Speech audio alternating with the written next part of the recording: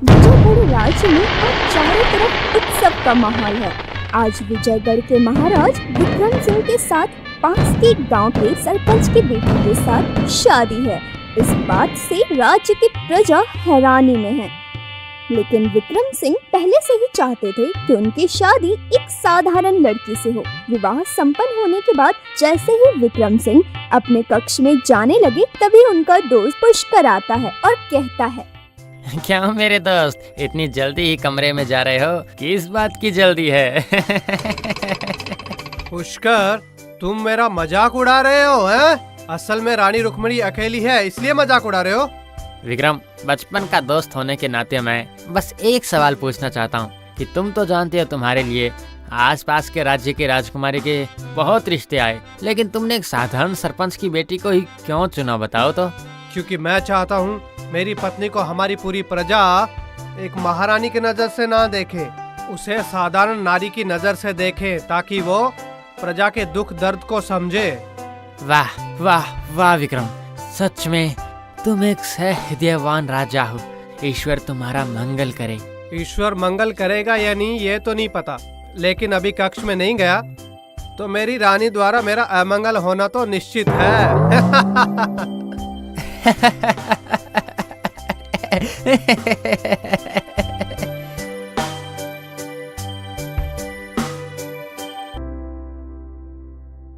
आशा करता हूँ कि तुम मुझसे नाराज बिल्कुल नहीं हो।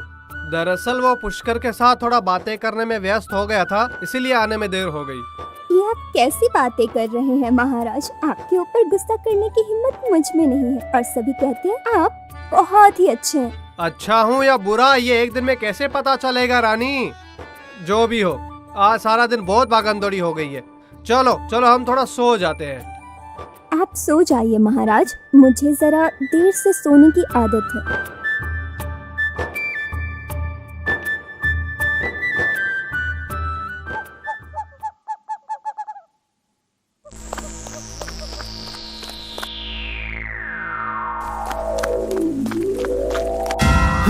ये क्या बाघ? राजमहल में बाघ कहाँ से आया? सर्वनाश सर्वनाश! सिपाही सिपाही, प्रहरी प्रहरी, कहाँ है सब? सब के सब यहाँ आओ, अभी के अभी। क्या हुआ है मंत्री जी, क्या हुआ? कहाँ रहते हो तुम सब? कहाँ रहते हो? राजमहल में बाघ घुस गया है और तुम लोग घोड़े बेचकर सो रहे हो सब के सब। हाँ, क्षमा कीजिए मंत्री जी, आप क्या मजाक कर रहे हैं हमारे साथ? इस राज्य की सीमा के पार भी कोई जंगल नहीं है, तो बाघ के आने की कोई संभावना नहीं है। ये पता होता तो तुम लोगों को बाहर क्यों बुलाता? ज्यादा बकवास न करके उसे ढूंढ कर लाओ, जाओ। बाघ को तो शायद मैंने उस तरफ विक्रम के कक्ष के बाहर से जाते देखा। विक्रम ठीक तो होगा ना?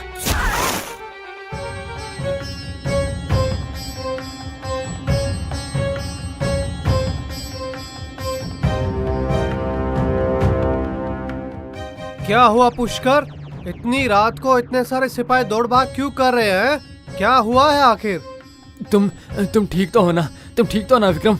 तुम्हें ठीक देखकर ही शांति मिली है। मतलब मुझे क्या हुआ है? आखिर ये सब हो क्या रहा है? मुझे कुछ समझ में नहीं आ रहा है, जरा तुम खुलकर बताओगे? विक्रम, मैंने तुम्हारे कमरे के बाहर से एक सफेद बाघ को जाते हुए देखा है।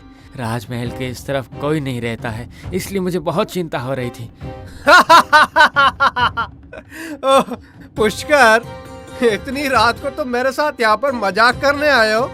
विजयगढ़ में बाघ, वो भी सफेद बाघ। मजाक नहीं है विक्रम, मजाक नहीं है। मैंने खुद अपनी इन्हीं आंखों से देखा है। तुम मेरा विश्वास करो। लेकिन आश्चर्य है कि सिपाहियों को वो अभी तक कहीं नहीं मिला। नहीं मिला क्योंकि वो तुम्हारे मन का वहम है। पुष्कर, बहुत रात हो गई है, जाकर तुम सो जाओ, ठीक है? जाओ सो जाओ।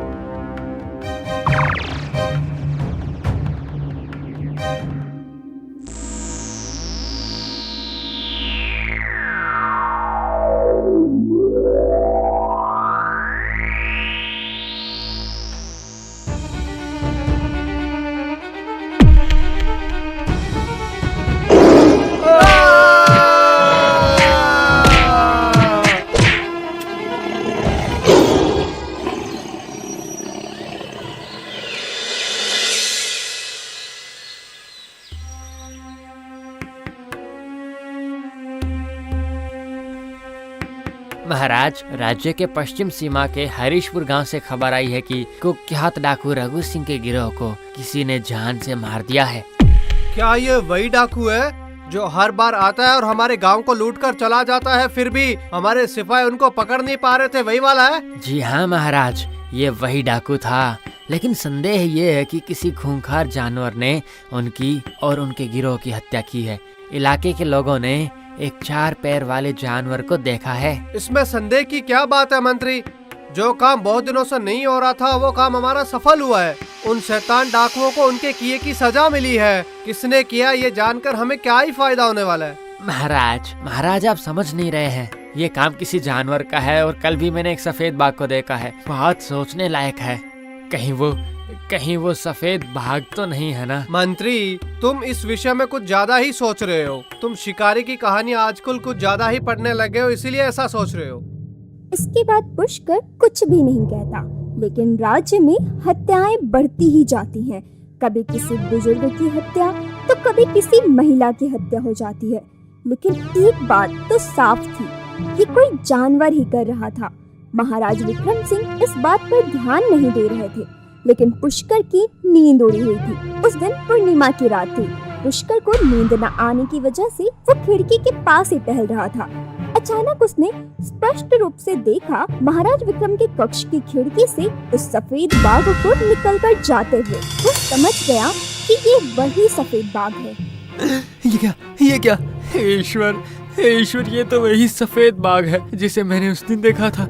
लेकिन ये बाघ तो विक्रम के कक्ष के अंदर से आ रहा है और वहाँ तो सिर्फ महारानी ही रहती है। मतलब नहीं, इसका मतलब वो महारानी रुक्मणी ही सफेद बाघ है। ये क्या? नहीं, क्या कारण हो सकता है ऐसा? लेकिन समझ में नहीं आ रहा है कि मैं विक्रम को कैसे समझाऊं। वो मेरी बात का यकीन नहीं करेगा। अब मैं करूं तो क्या करूं?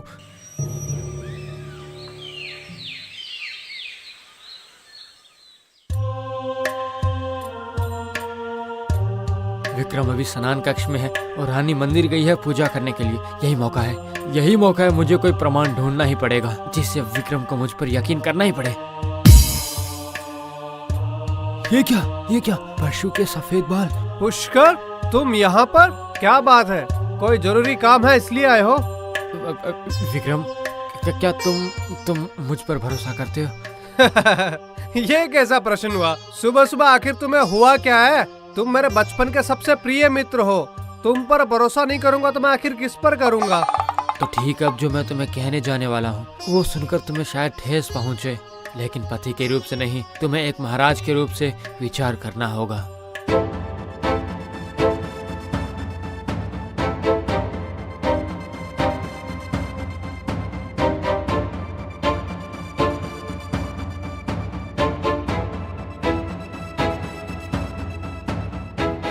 लेकिन पुष्कर, आखिर ये कैसे हो सकता है? रुक्मणी तो एक साधारण सी नारी है। हे ईश्वर, ये कैसी परीक्षा है?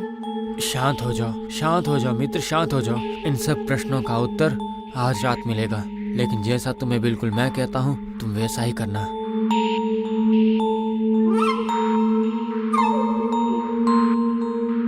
उस दिन रात में रानी के खाने में नींद की दवाई मिला दी गई और खाना खाने के कुछ देर बाद ही रानी को नींद आ गई और वो गहरी नींद में सो गई। उसी समय विक्रम और पुष्कर मिलकर रानी को पलंग से बांध देते हैं। आधी रात को रानी की नींद अचानक से खुल जाती है। मुझे किसने बांध के रखा है? किसकी इतनी हिम्मत है? छोड़ो बोल रही हूँ। नहीं छोड़ूंगी, किसी को नहीं छोड़ूंगी मैं। देखना। तुम कौन हो? कौन हो तुम? रूप बदलकर मेरी रानी बनी हो? तुम्हें मैं छोड़ूंगा नहीं। जरूर ही तुम कोई डायन हो, वरना साधारण इंसान के लिए स्वरूप बदलना संभव नहीं है। क्या समझा तुमने कि तुम कुछ भी कर सकती हो? अब देखो कि हम तुम्हारे साथ क्या करते हैं। नहीं, दुहाई, मुझे मारो मत आप लोग। मेरा ऐसा कोई उद्देश्य नहीं है। मैं तो बस अपना प्रतिशोध ले रही थी। आज के बाद जो पूरा हो जाएगा महाराज। मतलब ये तुम क्या बोल रही हो? हमें तो कुछ समझ में नहीं आ रहा है। कैसा प्रतिशोध? ये घटना आज से 20 साल पहले की है। विलासपुर गांव में मैं और मेरी दादी खुशी खुशी रहा करते थे। माँ बाप नहीं थे, इसलिए दादी माँ ही मुझे ज्यादा प्यार करती थी। मेरी दादी थी तंत्र साधिका, इसलिए गांव वाले उनको संदेह भरे नजर से देखते थे। दादी ने लेकिन कभी किसी का बुरा नहीं किया। इन सब के बाद भी पता नहीं क्यों दादी उन सभी की आंखों में चुभती थी। एक दिन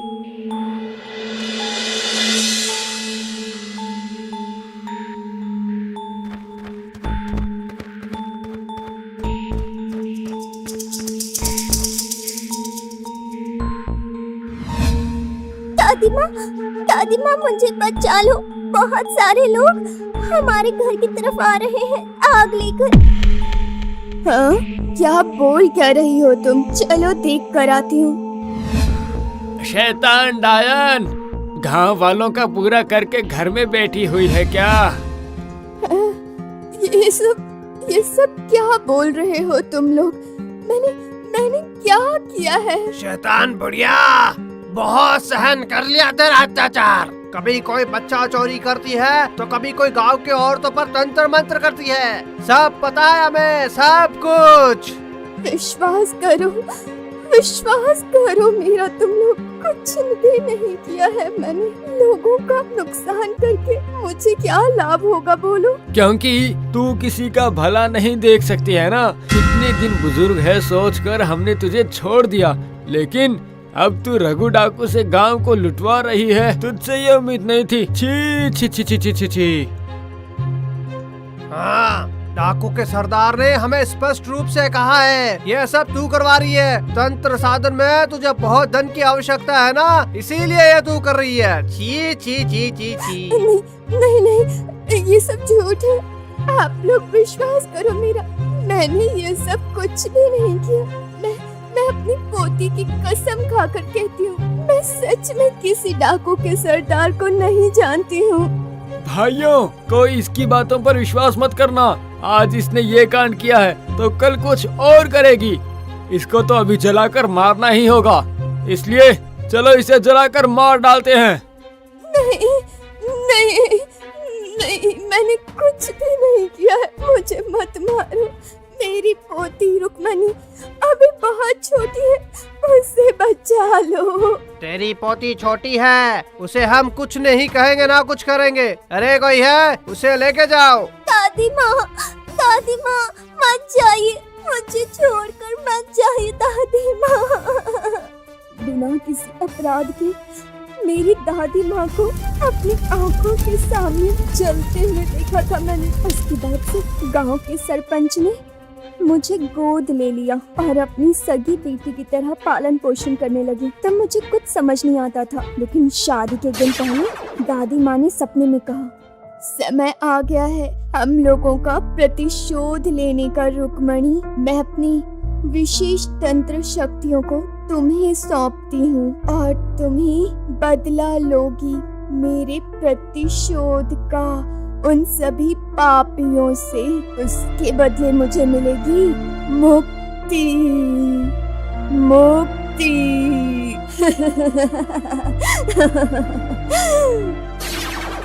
विशेष तंत्र शक्ति मतलब तुम तंत्र शक्ति से सफेद बाघ बन जाओगी, उसके बाद ही तुम अपना प्रतिशोध लोगी क्या?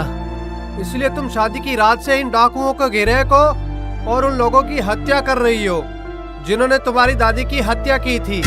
हाँ, और आज मेरा आखिरी शिकार इंतजार कर रहा है। उसके बाद मैं पहले जैसे बन जाऊंगी महाराज। कृपया मुझे जाने दीजिए महाराज। कानून में लिखा है कि चाहे 100 अपराधी अगर छूट भी जाए वो अच्छा है, लेकिन एक निर्दोष को सजा नहीं मिलनी चाहिए। इसीलिए मैं तुम्हें अनुमति देता हूँ रुक्मणी, तुम जाओ। हाँ, आप जाइए, अपनी दादी की आत्मा को शांति दीजिए और आप भी श्राप मुक्त हो जाइए।